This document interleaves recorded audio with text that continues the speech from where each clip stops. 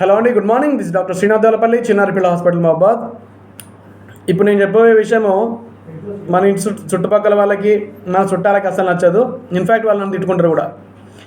కానీ ఇది ఒక అవేర్నెస్ వీడియో, జనాలకు కంపల్సరీ తెలియాల్సిందే. ఎందుకంటే మన ఇళ్ళల్లో చాలా కామన్గా డెలివరీ అయిన వెంటనే తల్లిని బేబీని చూడడానికి కంపల్సరీ ఇంటి చుట్టుపక్కల కానీ లేదంటే చుట్టాలు కానీ గుంపులకు వెళ్తాం. వెళ్ళి ఆ బేబీని ముద్దాడతాం, ఎత్తుకుంటా అంటాం, బొట్లు పెడతాం, కాటుకలు పెడతాం, దాంతో మంచిగా ఆడుకుంటా అంటాం.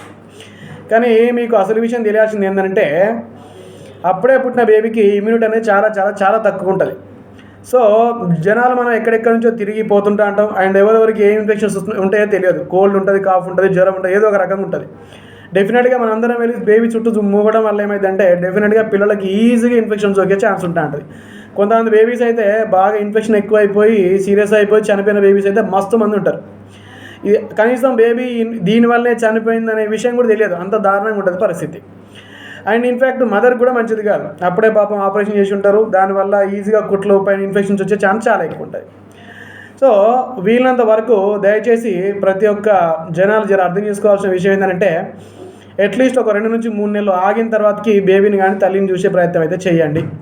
దాంతోపాటు బేబీ చుట్టుపక్కల ఎవరైతే హ్యాండిల్ చేసుకుంటారో వాళ్ళు కూడా చేతులకి శానిటైజర్ ఇట్లా వాడి బేబీని కొంచెం హ్యాండిల్ చేసే ప్రయత్నం అయితే చేయండి.